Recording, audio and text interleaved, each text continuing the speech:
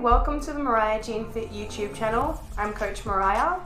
Make sure you like our videos, subscribe to our channel, and share our videos as much as possible so we can reach a broader audience.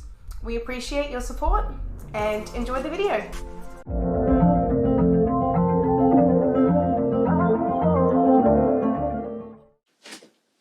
Hello and welcome to another vlog and podcast by Coach Mariah with Mariah Jean Fit and the Fit Minds podcast on Spotify or on YouTube if you are watching the video. So today we're going to dive into self-limiting beliefs. This is going to be a fairly similar podcast to fear of failure and tackling self-sabotage, but we're going to talk about the specific voices that we have in our head that tell us that we're just not good enough. So what is self-limiting beliefs? What does it look like? How many people are kind of dealing with this thing daily? Basically, it looks like saying that you're not ready, that you'll never be good enough, that you're not right for this, that it just doesn't work for me, you'll never be a good mom, wife, husband, brother, career person, etc., that you're too old or that you're too young to do something. I often hear that you don't have enough knowledge or experience, but someone is better than me at this, or this person's, more talented or smarter than me, so that comparison game. I'm running out of time, so I just won't bother doing it anyway. And the list goes on. I've even heard people say things like, I can't afford it, I find it too hard, so I'm just going to give up. And things like, I'm too busy, no one will listen to me, no one's going to care if I want to share something with them, I'll look silly or I'll be judged by others. I think that this is something that most people will struggle more with when they are younger, or if they haven't really spent a significant amount of time working on their own self-esteem. And some people think that poor self-esteem is a part of their personality. Like, I'm just a self-conscious person. I'm a person who worries a lot about what people think about me, etc. And this is not me now, but it can be something I hear a lot of. I'm worried about what my neighbor will think, or I'm worried about what my mum will think about me. I want to meet their standards, or I want to be impressive to them, and not actually thinking more about what they want for themselves. So a lot of this does come from the external things that are happening, which seem to influence what's happening internally quite heavily. So the way that I would describe self-limiting beliefs would be things like making emotional decisions or having a very emotionally fueled thoughts that are not a logical inner dialogue. So things like, I'm a bad person, I'm terrible, I'm not good at this, I suck, I've never been good at this, I just can't do it. That really nasty negative self-talk. And we all kind of have this voice at some point in the day. Sometimes it might be that you might wake up and you might be running late for something and you think, oh God, I'm useless. That type of discussion, that discourse that we're using with ourselves is incredibly damaging. And if we use it out loud, and if we're using it around children, these self-limiting beliefs we can actually end up passing on to children. We can actually end up influencing people around us by behaving that way towards ourselves. So the name is very apparent. Obviously, we limit ourselves based on our preconceived ideas and perceptions of ourselves, right? So even if it's not a reality, right? Even if, for example, let's say you're doing really well in your career, you're excelling, you're about to get a promotion, and you might have a rough week and feel a little bit stressed. And in that, you could end up spiraling into this, I'm not good enough, I haven't done enough this week, and my boss is really mad at me, and it becomes this like internal spiral downwards, which can happen really quickly because we can have thoughts very quickly inside our own minds. And if we're not talking to people about that, they can often get worse. So it's this preconceived idea that we have of ourselves that might not even be a reality. And that's the interesting thing, is that we have to face it with how much of what I'm telling myself is A, logical, or B, even right. And how much can I, switch this voice around? What can I do with this that reframes it? And that's what I'm going to do towards the end of this podcast, is talk about reframing from these self-limiting beliefs. So part of self-limiting beliefs is chasing perfection or nothing at all, right? So it's kind of like, unless I am perfect at this, I am not good at it. I'm terrible at it. I'm not going to try. And so you'll often see, in conjunction with self-sabotage and the fear of failure, people being afraid of doing badly at something or not nailing it, things like a fitness or a nutrition journey, for example, starting tracking your macros or starting with a training program. Let's say you've just started, you might have missed a session or two in the first week, or you might have maybe not tracked a couple of days of your food. You'll see that that's where the inner dialogue starts, right? It's how many times have you made a mistake, or you might not have quite got something perfect. And you've said to yourself, well, because it wasn't perfect, like the plan said I had to do, therefore, me as a whole, I'm a failure. I'm a terrible person, I can't get this right. Everyone else can do it, but I can't do it. What's wrong with me? I definitely found myself in these types of thinking patterns when I was quite young.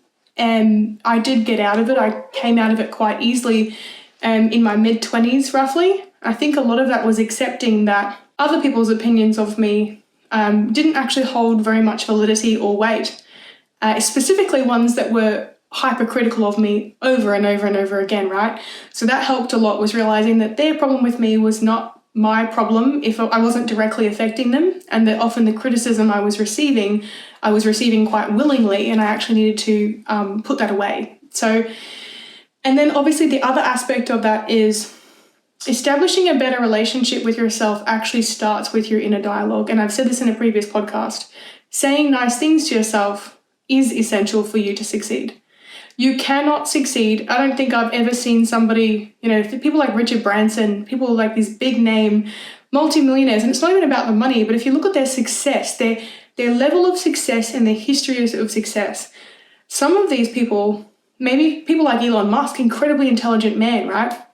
But if you see any interviews of him, he's quite humble and quite a sweet person and quite kind and a little bit quirky. But interestingly enough, he doesn't talk shit about himself. Like, if you look at this, there's an actually recurring theme across the board. They don't love themselves sick, but they certainly don't speak shit about themselves. So that leads me to my next point. If you don't see people who are, successful, like if you don't see them speaking shit about themselves, what are they doing instead, right? How are they reframing? Do they have those thoughts? Of course, people who are successful, people who do well in life will still have some negative thoughts, coming about, whether it's in the beginning of when they've come up with an idea and they're trying to fine tune it or they're trying to iron out creases. They will have negative thoughts. It doesn't mean they don't exist. It's just how they deal with them from there, right? So other self-limiting beliefs, thoughts that we have can lead to things like procrastination. So we can tell ourselves we're not going to be ready, so we just don't end up doing it anyway. Avoidance. So I see this a lot with nutrition. People who fall off the bandwagon or they get sick and all of a sudden they've already gotten better from the sickness, but they are avoiding getting back into their nutrition because they know it will be hard. And a lot of this is that internal dialogue. No, I've been sick, I've taken time off, so I ruined all my progress. And this very downward spiral of thinking is something I see pretty much daily with clients. It takes a lot as a coach to bring a client back from something like that because you're having to do a lot of the grinding for them, right? You're having to change that inner dialogue for them, with them. It's like, no, you're okay. You're doing really well. Hey, you had a hard day. It's not a hard life. It's okay to forgive yourself for what happened and come back from that. We have to learn how to have that conversation with ourselves so that we can be self-sustainable and build our own self-esteem and not be reliant on others for it. And I think that from a coaching aspect, it's important to teach people to do that. It's important to empower them to have that internal conversation. So when we talk about changing these self-limiting beliefs, it's changing how we think about ourselves, not the way that we are perceived by others, because we can't change what other people think about us, but we certainly can change the way that we perceive ourselves in our own journey. Another part of self-limiting beliefs is the idea that we are trying to be liked by everybody and that we get really upset and stuck on the ones that don't like us. I was really bad for this. I think in the beginning of my fitness journey, I would really ruminate over people who were telling me that I was too muscly or that, there's a lot of negative feedback with what I was doing. But I also realized that the ratio wasn't like I was getting 80% negative feedback and 20% positive. And even then if I was, why does it matter? If it makes you happy and this is what you're passionate about, making people like you for what you do or who you are is not your job. We know that. It's actually not your job to get people to like you. It's your job to be yourself and for you to feel comfortable in your own skin. Some people are not going to like that. And I experience this on the daily on the internet, on social media, on YouTube, on, oh my God, every type of platform I think I've been on for the last 10 years. There have been people who don't like me, who don't like what I do, who don't like what I'm about. And that's okay. Everybody can have a difference of opinion of what they want to do with their lives. And I think it's important not to project that onto other people though. Just because I'm a bodybuilder doesn't mean I want the whole world to be bodybuilders. Doesn't mean that I look upon somebody's life that they decide they want to play tennis, or maybe they want to, be an artist, whatever it might be. Just because it's not my life path doesn't mean I disagree with it. And it certainly doesn't mean that it, grinds my gears or anything. As long as it's not hurting anyone else, I'm not going to get stuck on other people's life choices. It's the same in reverse. If you think to yourself, I'm not that bothered by other people's life choices, then why are you allowing random strangers on the internet to bother you about your life choices, or even so, random people in the gym that mean nothing to you? Their significance in your life is so minuscule, and it's actually up to you how much significance you give them. Even important people in your life, like your parents or your sister, your brother, who might not agree with what you're doing, whether it's bodybuilding or whether it's improving your fitness, your nutrition, whether you're wanting to start a company, whether you're wanting to travel the world, there are lots of different life choices that people can make.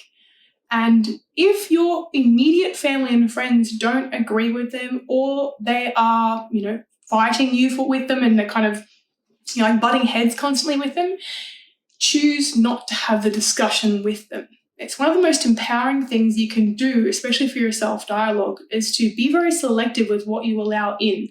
Now, that doesn't mean that you can't take some forms of criticism, constructive criticism, feedback, help for people who are doing the same thing that you're doing, or maybe professionals. But if you are receiving some negative, some nasty, some, almost like backhanded compliments, that type of stuff, you've got to be mindful of how much you're allowing in. We can't change the person in front of us, but we can certainly change how much time we give them, how much exposure we give that conversation. And if you're not comfortable with it, you are within your right to leave the conversation at any given point in time. That is your human right. So entertaining the thoughts of people who are working against you and working against your passions will often lead to feeding that inner self-doubt and self-limiting beliefs. If you have people around you saying, look, you didn't really do well in high school, so I don't know how well you're going to do at university, that's putting a ceiling right above your head, saying you're not going to be able to do that. Or you don't know enough about this, and so I think you need to get a lot better at it than you already are. This type of conversation that people are having with you can often really make you feel like you just want to sink down and you want to shrink. You feel like you're not going in the right direction, and that can start to feed that negative self-limiting belief conversation, that dialogue. Surround yourself with the same people who seem to just, everything that you do and you choose in life, be supportive. That they will be there to support you through your choices. They're more than happy to watch you try. They're more than happy to give you that positive feedback loop and pat you on the back. Or even so, they might not understand it, but they're happy that you're happy. Surround yourself with those people more, and that will often really help the inner dialogue as well. We can't act like it doesn't affect us, but we certainly can be mindful of who we allow access. And if you're on the internet, there's a wonderful thing called the block button. The block, the unfollow, the hide the stories. Get rid of this negative circle that you seem to gravitate back towards because you're so used to beating yourself up. You're so used to telling yourself that you're not capable and that you can't, or that you'll never be able to, or that, any type of story you say of something that you've dreamt about that works against you internally. Another form of self-limiting beliefs is convincing yourself it's a bad idea to do something because it's risky, or refusing to even try to attempt to do something because it's risky. I think I saw a lot of this in my younger years of things like changing roles or even getting into business myself. It was a lot of feedback from the older generations was, it's so risky, and so then in my mind, I was like, oh, it's risky. Can't launch my business, it's risky. But since launching my business, I've quadrupled my income. And I'm not saying that to try and get people to be coaches or to get people to be entrepreneurs.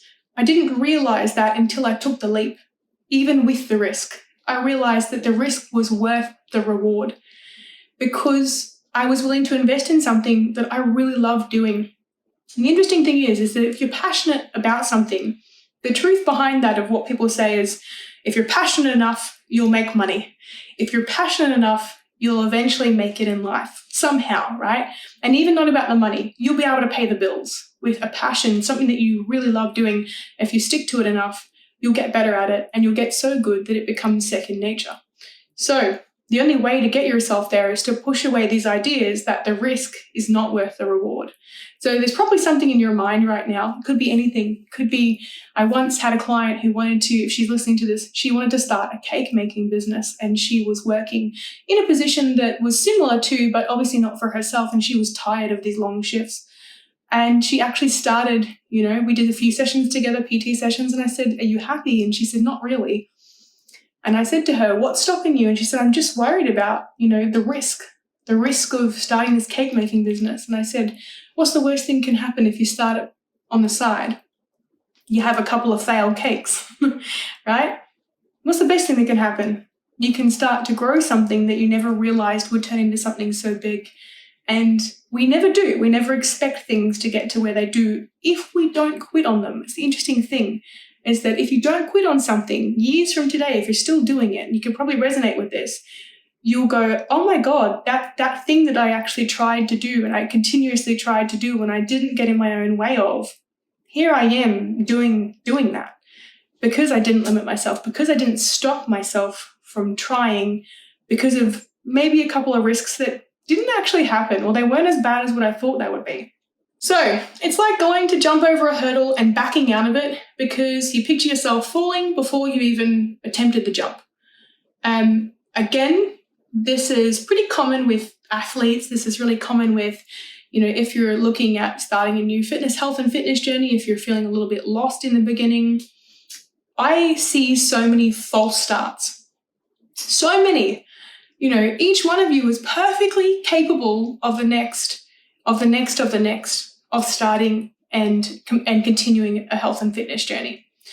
But in the beginning, it's very rocky. And I mean, in the very beginning, it's very rocky. You will have quite a few false starts. And what I mean by that is the gun goes off for the race and you, oh shit, and you're stuck at the start line. Oh, stuff that I'm not even going to try.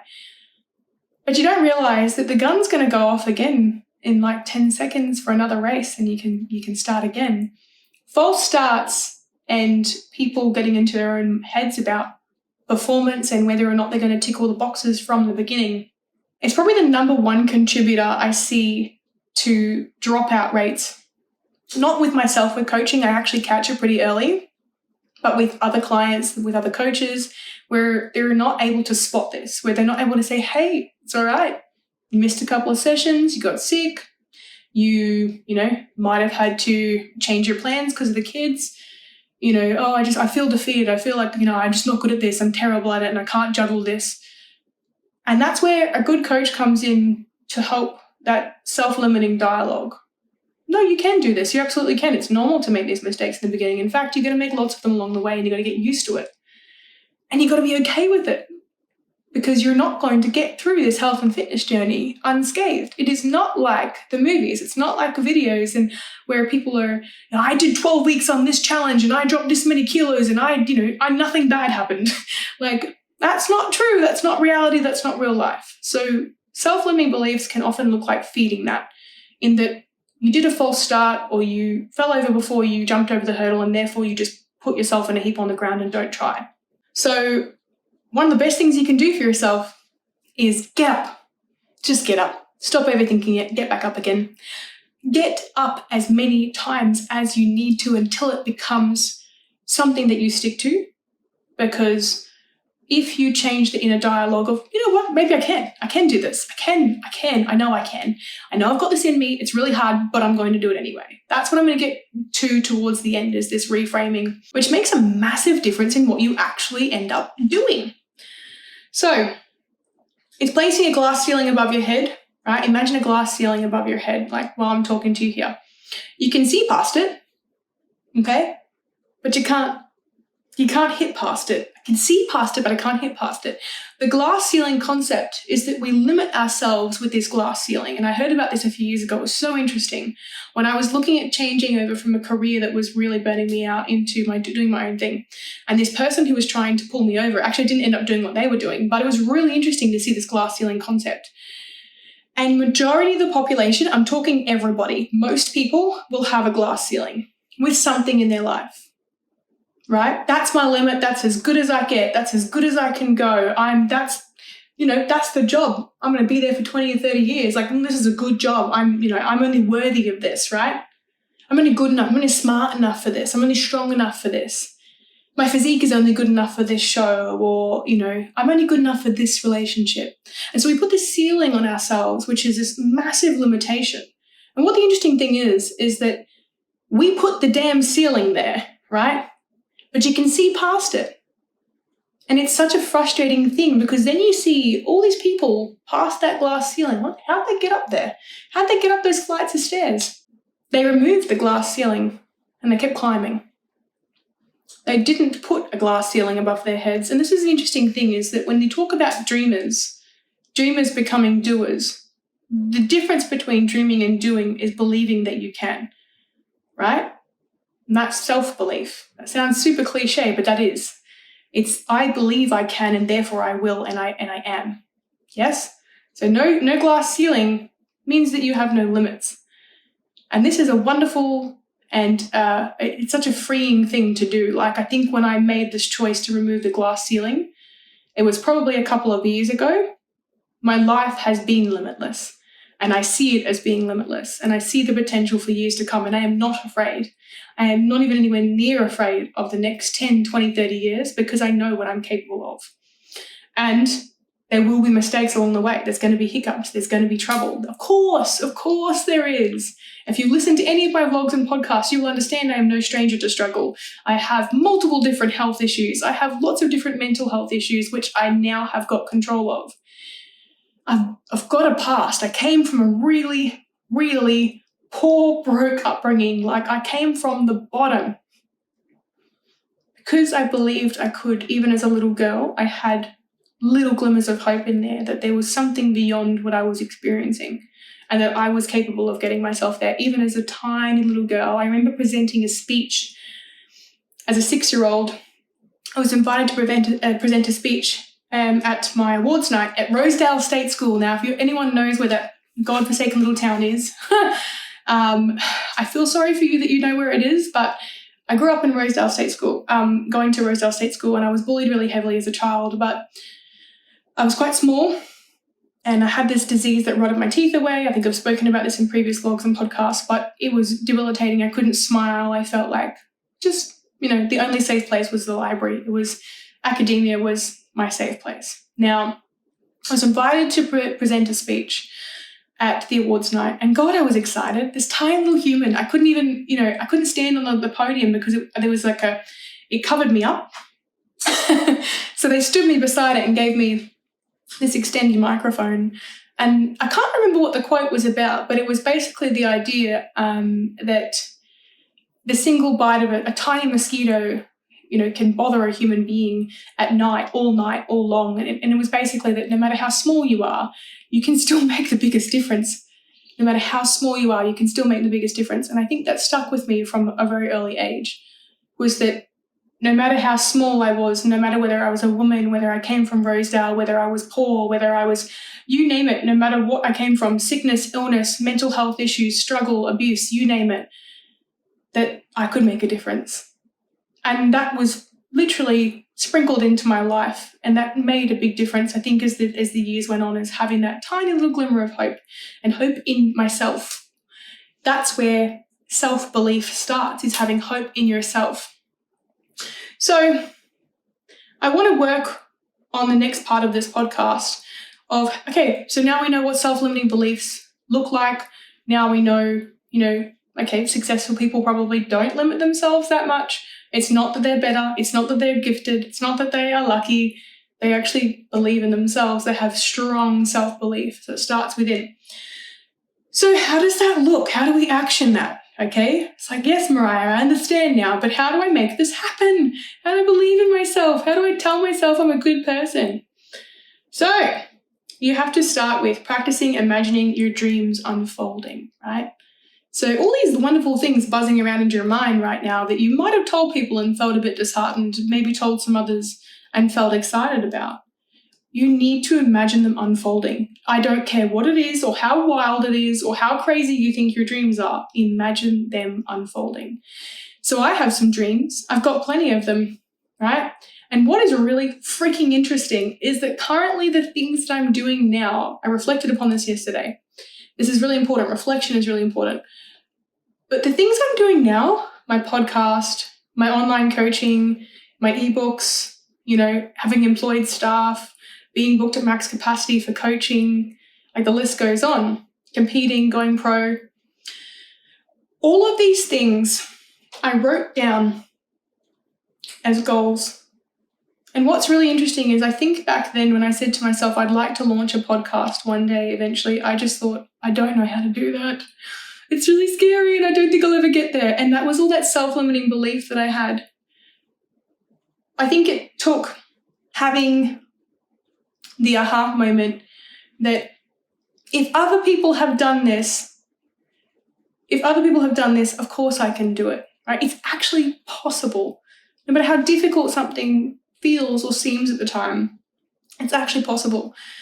And in the beginning, all of these goals you have, I look at some goals I have now, which are pretty big goals from where I was. I look at them now and I think, wow, they're big, but I no longer think they're impossible. The goals that I've already met, and this is the interesting thing, all of the goals that I had for myself 1 to 2 years ago, all of them, I looked back, I'd sent myself an email of the goals that I had. I have hit all of them, and there were some big ones on there, okay? There were some really big goals on there, and I hit all of them. I didn't expect myself to, but I hit all of them. And so all these new goals I have, no matter how big they are, I believe I can hit all of them. I'm not joking. I know I can hit all of them.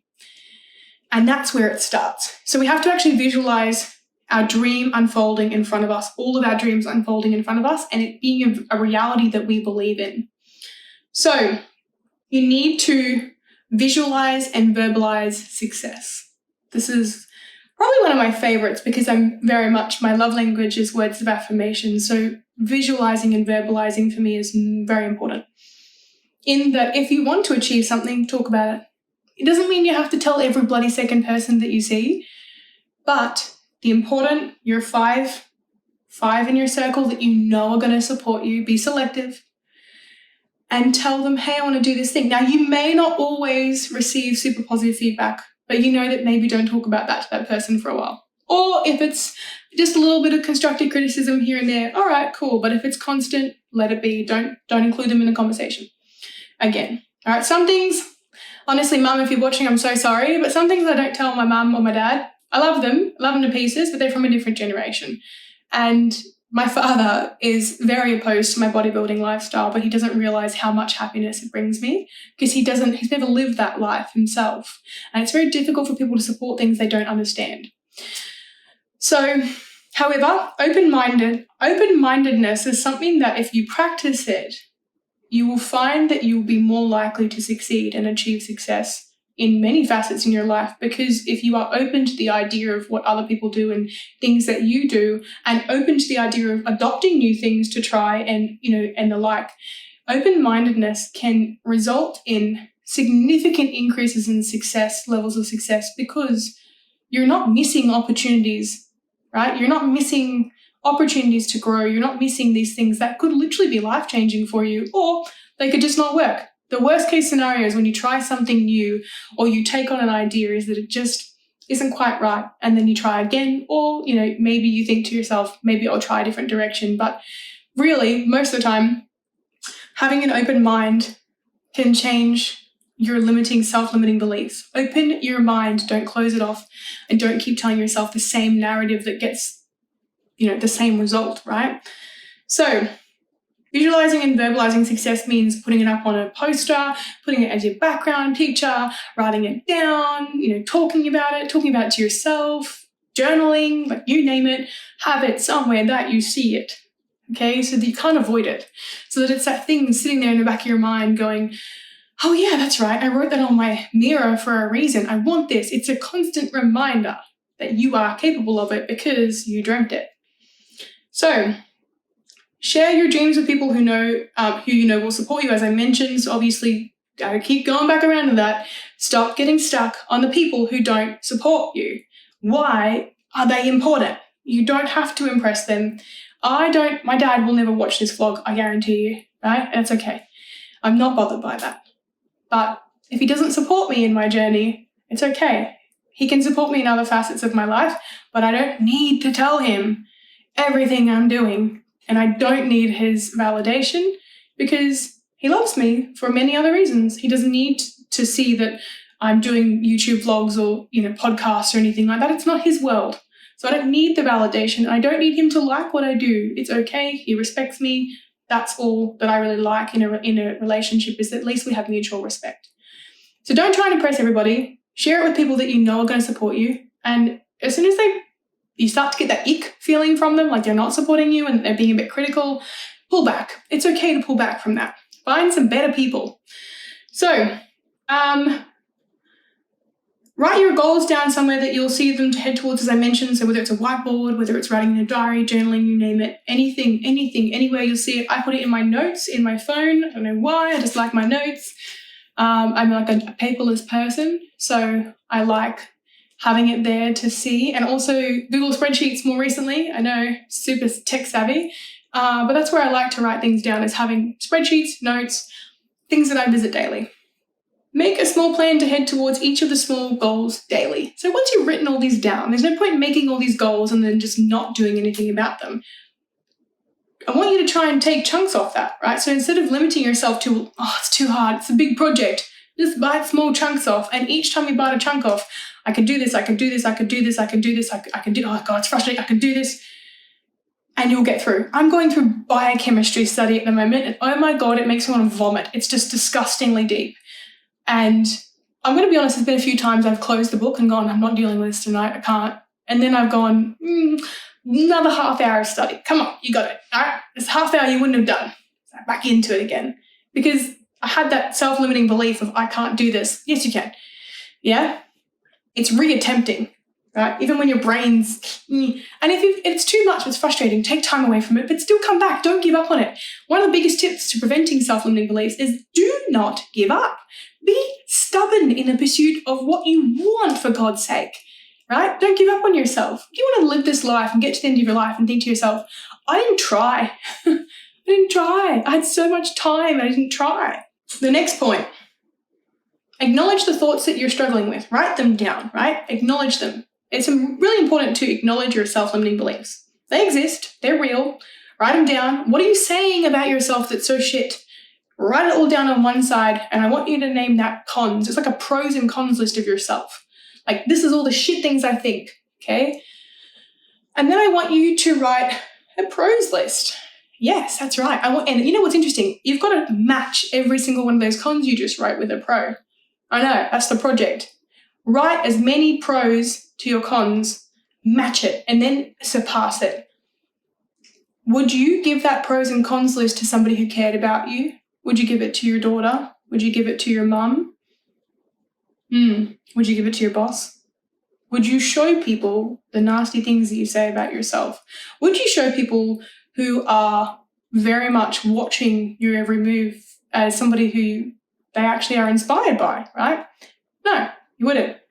I don't think I would ever want to show my future children a list of things I don't like about myself. That would be awful for them. They don't want their mum to think that way about themselves. In fact, it hurts them to see that. So make your cons and your pros list. And I want you to slowly, as you make each pro, cross out the con, right? Because each time you make those statements about yourself, you can actually reframe them to, no, that's not true. That's not true. I often have a thought in my mind, which I think is probably still one of my self-limiting beliefs, is that nobody likes what you've got to say. Nobody wants to hear your podcasts. Nobody likes what you've got to say. There are people out there sniggering at me or laughing at me like the kids were in school when they bullied me and when they treated me like shit for absolutely no reason, or they spoke about me, they talked about me, or they spoke ill of me. And I can guarantee you there are plenty of people out there doing it currently already about me. And I really don't care. I'm totally okay with it. I'm okay with that. But I often have that voice, no one gives a shit what you got to say, Mariah. Just get back in your box. And the interesting thing is that that's not true. That's not reality. It's not reality. So I have to call myself on my own bullshit. Is that factual or is that emotional? Fucking emotional. It's emotional. That's me getting inside my own head. And it's interesting. You'll shock yourself. All this shit that you tell yourself, if you go past it and you go, no, you know what, I'm going to make the podcast, I'm going to do it anyway. You'd be surprised how many wonderful things come from that. I can't tell you how many messages I receive on a daily basis after listening to my podcast. And I'm still like, what? You do that? Where people say to me, thank you, that really helped. Oh, I listened to your podcast before bed. Or like people I don't even coach. Oh, I listen to your vlogs and podcast. That is everything to me. It's not even that someone's listening to me. I don't want to feel important. It's that I'm fucking helping them. And that's all I've ever wanted to do since I can remember, is to help people, is to help enrich their lives. So really practicing the opposite in your mind of what you keep telling yourself. People do want to listen to you. You've got a lot of people to help out there. You're helping people, you're inspiring people. You're really making a difference in the world, right? And that's where I stay. I actually stay in that mindset, and that's how I keep doing the things that create this momentum for the next step and the next goal and the next dream. And funnily enough, it actually not only helps people, but it's helping myself along the journey as well. It's helping my own, inner dialogue is actually getting in and getting it done. The other point is give yourself time and be patient with yourself when you're learning or taking on a new project or journey. So another thing with self-limiting is that people get really frustrated if they can't get it right straight away. And they're like, how long does it take? And how long does it take for me to be better? And blah, blah, blah, blah, blah. As long as it takes. The interesting thing is that habit forming is a part of changing human behavior. And it's proven that a habit can take as little as 8 days to form, or up to 365 days, like up to a year, basically, to form a new habit. And it's different for everybody, in that it might be really easy for one person to quit smoking and maybe not for the other. It might be really easy for somebody to get into their training for the week and not for the other. And then the roll-on effect from that, instead of focusing on how long it's going to take you to get it right, keep trying. Change the inner dialogue. I didn't get it right this time, I'm going to try again. Didn't get it right this time, I'm going to try again. And interestingly enough, with enough repetition of something, we actually change our habits. We actually change what we do daily with repeating the behavior and repeating that actually very warm and gentle inner dialogue. Only compare yourself to yourself, and remember, you can't always remain the same as you were before, and that can and will shift and change. Please stop looking at pictures of yourself from 20 years ago and saying, I want to look like that again, okay? I am fully aware I do not look the same way that I did when I was 19 or 20.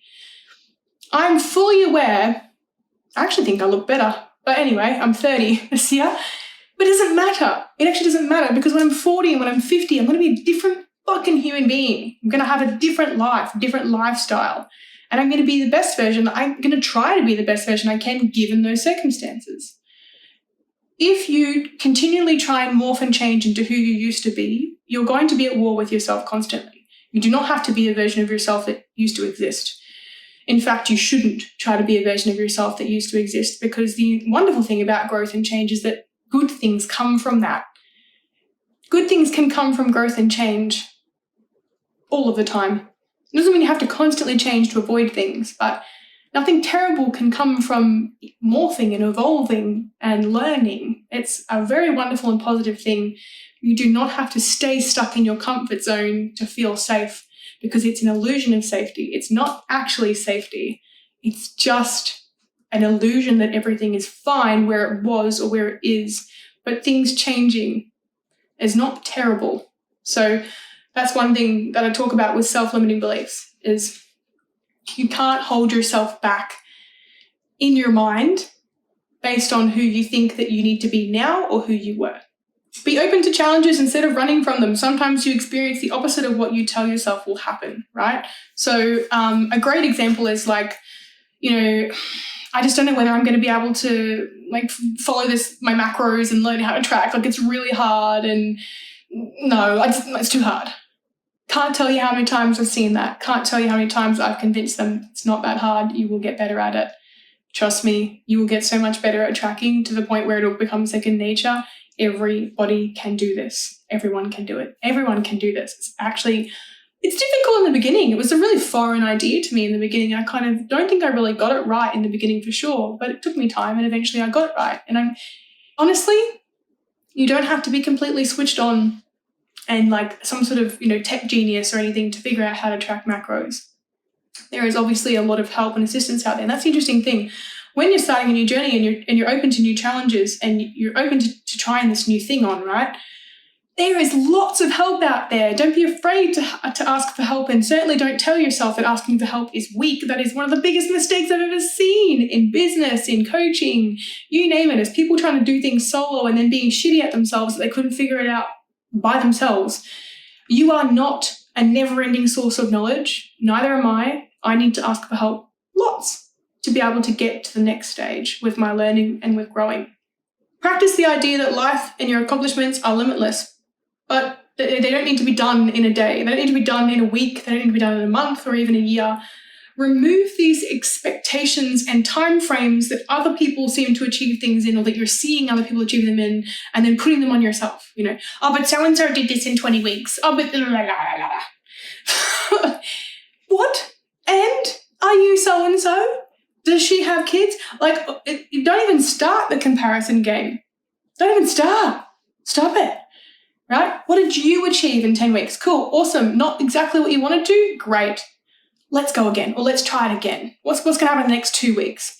Being stuck on these time frames that you give yourself, which is I must this in this time or otherwise I'm nothing, is a recipe for disaster, because you're not even highlighting what you have achieved in that time or the changes you've made internally. So a lot of it is talking about acknowledging what you've achieved.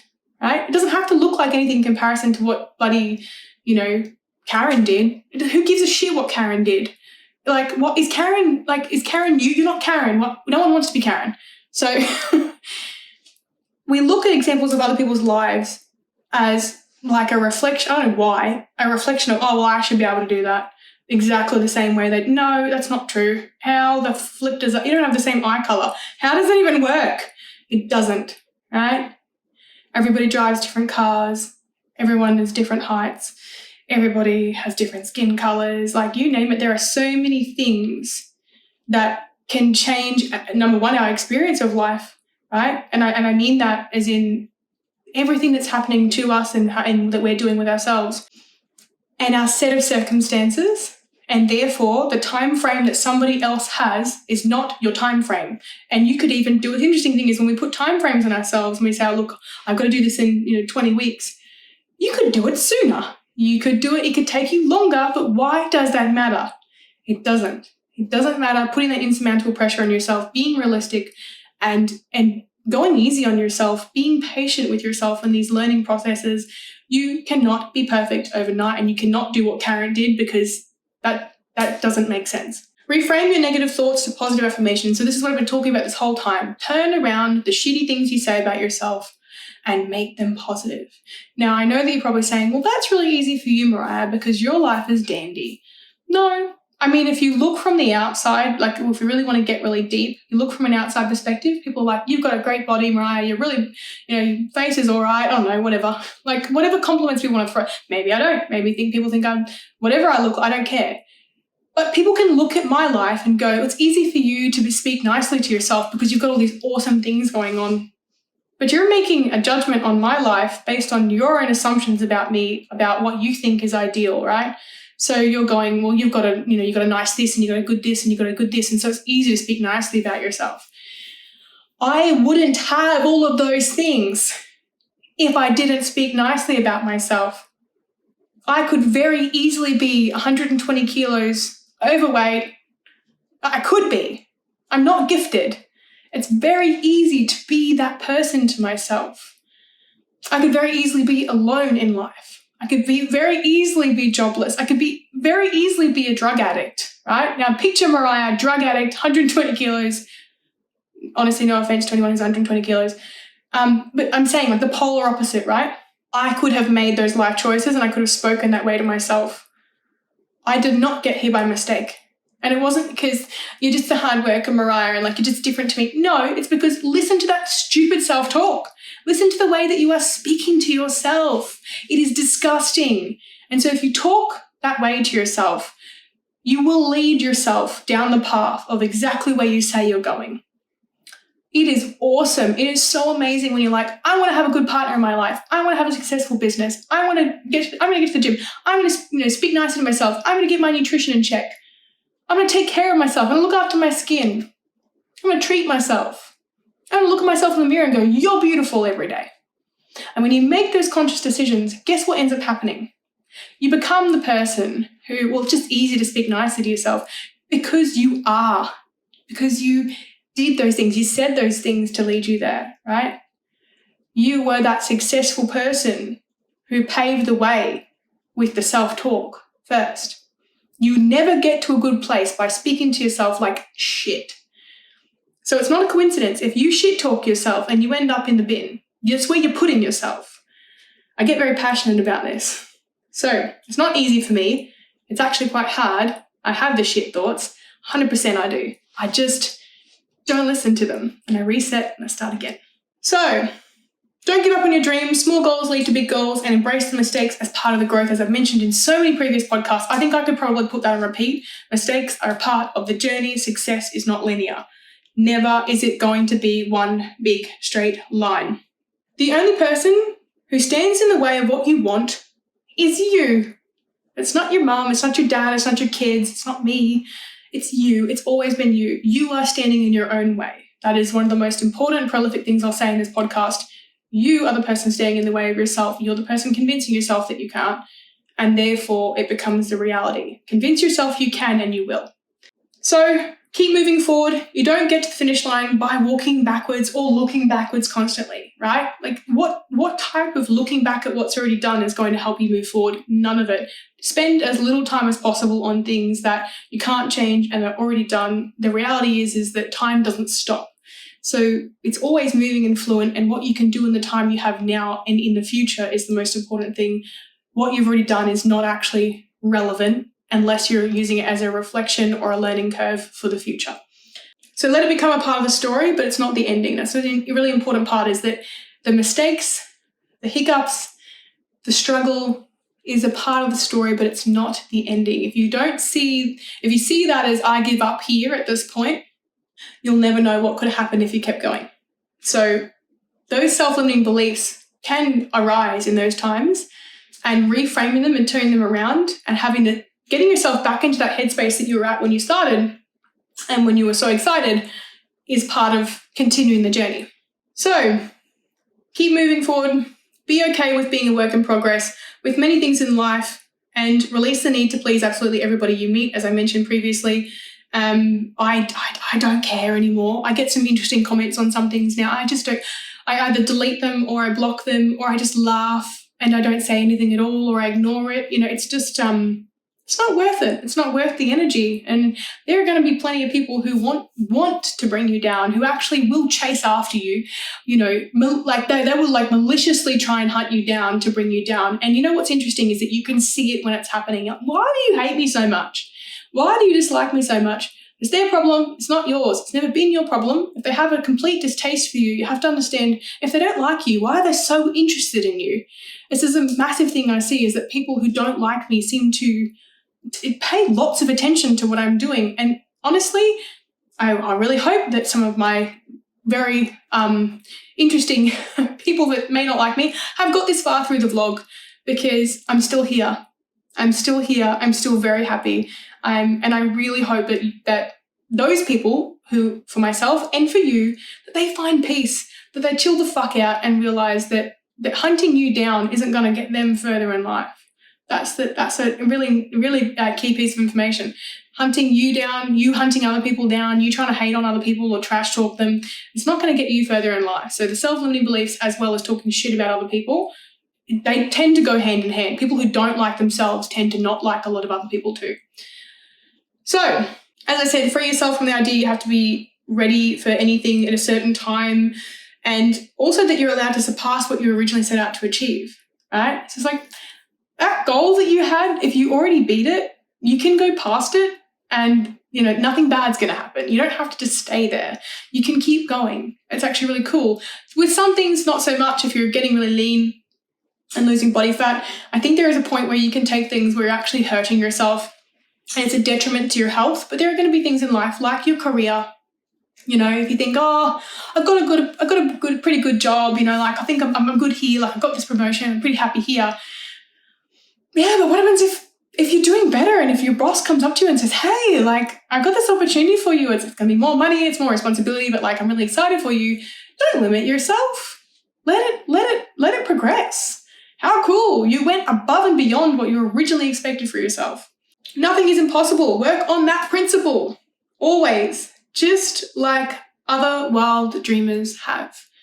I think a couple of years ago, maybe like 1 or 2 years ago, I really started to let go of this really tight grasp I had on this idea that there were certain things I couldn't do that I wanted to do, but I just couldn't do because I don't know if it's possible. Now I'm like, fuck it, sky's the limit. Like, it sounds crazy, but you have to be a little bit crazy to achieve things that are exciting, incredible, impressive, inspiring, not who you thought you were. And that's cool. Like it is possible to do that. It's very possible to turn your life around with enough of that internal dialogue saying that you can. So I'm going to finish up on a couple of points. Oh God, my VA can keep that in there. I do trip up in vlogs sometimes. I'm going to finish up on a couple of points. Tip of the iceberg theory, I talk about this all the time as well. If you see somebody's life as a highlight reel, it's the tip of the fucking iceberg, all right? You don't see all the grinding and the shit behind closed doors and you know what I mean? You don't see that. You don't see the base of the iceberg. So you're going to have to assume that in your successes that you're going to achieve and accomplish and experience this little golden hour of like the 10 to 15% of fuck yeah, and there's going to be 85% of it that's like, there's a little slither and it's like, it's all right. And then there's going to be that beneath that, which is just going to be hard yakka, especially if you want something that's beyond where you are now, right? So really understand the tip of the iceberg theory applies to literally everybody. Literally every single person. Nobody is exempt from the tip of the iceberg. Even if you're a Kardashian, right? They've got their own shit and their own troubles. And they've got all this success. There's a whole lot of drama llama going on underneath there. And there's going to be things in their lives, right? I know, right? That are going to be pretty difficult and hard in their life for them to do. And we probably think, oh, maybe not. There's going to be internet trolls. There's going to be people who hate them. They've had legal fees and all sorts of things going on lately. So I don't like putting the Kardashians into a podcast, for God's sake. But again, you get a snapshot. You don't understand the grind. You do not understand how much there is beneath that because you're not in their shoes. And so therefore you have to assume that you also will have to go through the tip of the iceberg and have all that hard work underneath. So be willing to do the work and be prepared for a large percentage to be difficult, but worth it. A large percentage of the struggle is difficult, but it is worth it, right? I know that sucks hearing that, but if you are comfortable where you are in your life and you're like, fuck it, I'm happy doing what I'm doing, I'm happy being me where I am, cool, awesome, amazing. As long as you're not telling yourself you can't do things that you want to, sweet man, I'm not going to try and push you to go and be the next president of the USA because you're in Australia, or I hope. I'm not going to push you to be better if you're actually pretty content with where you are, right? But if you're telling yourself, I want this, but I can't, that's where the change needs to be made, is that it's not the truth. It's actually not the truth. If you wanted it in the first place, it obviously came from somewhere. So be willing to do the hard work. Don't expect things to be easy and try telling yourself that you can, even when you're having thoughts that you can't. Just try, please, over the next few days, please try it. Every time that you get that shitty voice in the morning or you're driving to work or whatever, you name it. Whenever it comes into your mind, practice for me saying, fuck that, I can. Say it with me, fuck that, I can. Fuck it, I can. No, I'm not going to listen to that shitty voice. I'm going to tell myself, I can make it. I can do this. I am capable. I'm not too old. I'm not too young. I'm exactly where I need to be. And I am going to do this. I am determined. I'm not going to let myself get in my own way. Recognize how far you've come and past achievements to appreciate where you are today and where you're heading. I talk about this a lot with clients. Please stop getting stuck where you are currently thinking you're not good enough, because that constant fascination with better, best, perfect is going to destroy you.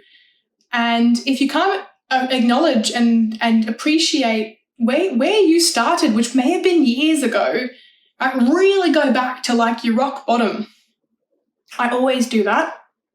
Whenever I'm feeling like crap and I'm like, I don't like this right now, I start to get that little bit of a niggle. I think to myself, Mariah, you're not anorexic anymore, right? You're not jobless, and you're certainly not being bullied or beat up. You're not being abused. And I think, you know what? You got yourself out of some really fucked up situations. Where you are now is actually far better than where you were before, which means you're capable of getting yourself into maybe a better situation, but also just being happy where you are right now, is that you don't have to keep this narrative that you used to have of yourself, which was, I'm not good enough. This is all I'll ever get. This is all I ever deserve, because look at you right now deserving better, and you have achieved that for yourself. Sometimes you got to give yourself a good old smack on the back. You've actually got to pat yourself on the back. I'm doing amazing. I'm proud of me. I know it sounds really fluffy, but it fucking works. So, change starts with the willingness to change, followed by action.